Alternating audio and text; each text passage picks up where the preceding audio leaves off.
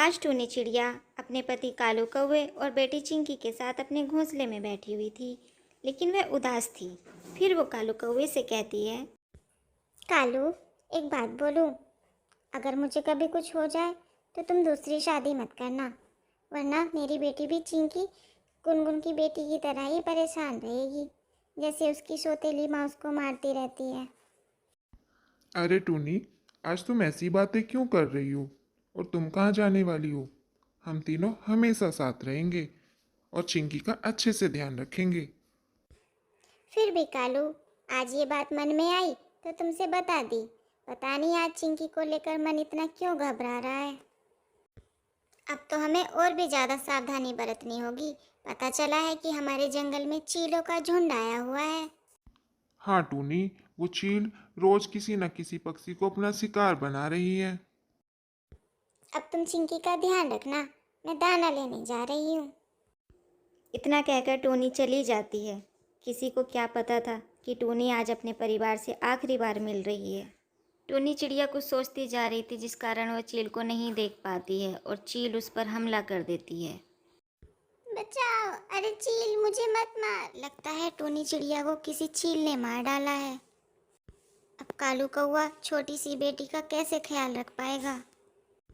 मैं कालू कौवे को टूनी चिड़िया के बारे में बताने जा रही हूँ। और फिर रानू चिड़िया कौवे के पास चली जाती है। रानू चिड़िया कालू कौवे के पास जाकर उसको टूनी चिड़िया के बारे में सब कुछ बता देती है। ऐ टूनी, तुम मुझे छोड़कर नहीं जा सकती। अब मैं इस अपनी फूल सी बच्ची को कैसे पालूंगा? भगवान, तूने ये क्या कर दिया? तुझे बिल्कुल भी तरस नहीं आया? कालू भैया, संभालो अपने आप को। अब आपको ही चिंकी का भी ख्याल रखना होगा। आखिर भगवान के आगे कब किसकी चली है। इतना कहकर रानू चिड़िया भी वहाँ से चली जाती है। और फिर कुछ समय इसी तरह बीत जाता है। कालू कौवा अब सारा दिन चिंकी चिड़िया की देखभाल में ही लगा रहता है, जिस वजह से वह कहीं बाहर भी नहीं जा पाता। एक दिन कालू कौवा अपनी बेटी चिंकी के पास बैठा था, तभी वहाँ गोरी कौवी आती है। कालू, एक बात बोलूँ? तुम दूसरी शादी क्यों नहीं कर लेते हो? जब इसकी माँ होगी तो वो इसका अच्छे से ध्यान भी रख पाएगी। तुम चाहे कितनी भी कोशिश कर लो, लेकिन माँ जितना ख्याल नहीं रख पाओगे। तुम कह तो सही रही हो गोरी, पर हर कोई दूसरे के बच्चे को माँ जितना प्यार भी तो नहीं दे पाती। कालू, मेरी नज़र में एक चिड़िया है, टुनटुनी नाम है उसका।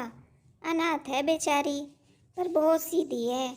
मैंने उससे तुम्हारे बारे में बात की थी और वो शादी के लिए तैयार भी है।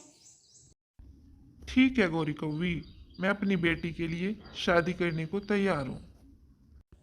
कालू कौवे की बात सुनकर गौरी वहाँ से चली जाती है और फिर कालू कौवा टुनटुनी चिड़िया से शादी कर लेता है। कालू कौवा टुनटुनी को अपने घोंसले में लेकर आता है और टुनटुनी से कहता है, टुनटुनी, ये मेरी बेटी चिंकी है।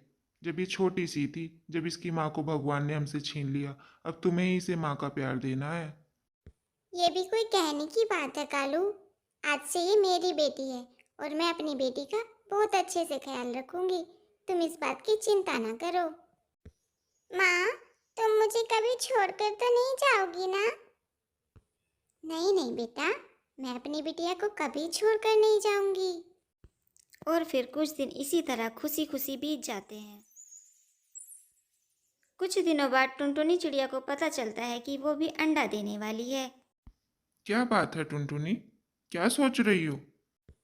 कालू, अब हमें पक्का घर बना लेना चाहिए। ये घोंसला हम तीनों के लिए छोटा पड़ता है और फिर अब मैं अंडा भी देने वाली हूँ। ठीक है टुनटुनी, मैं आज से ही लकड़ियाँ ढूंढना शुरू कर देता हूँ और अपना पक्का घर बनाकर तैयार कर लूँगा। इतना कहकर कालू कौवा जंगल से लकड़ियाँ लेने चला जाता है। माँ, मुझे भूख लग रही है, कुछ खाने को दे दो। सारा दिन खाना खाने के अलावा कुछ और काम भी है तुझे? पता नहीं कहाँ से मेरे पल्ले पड़ गई। अब तक टुनटुनी चिंकी से बहुत प्यार करती थी, लेकिन जब से उसे अपने अंडे आने का पता चला, उसका व्यवहार बदल जाता है और वो चिंकी से नफरत करने लग जाती है।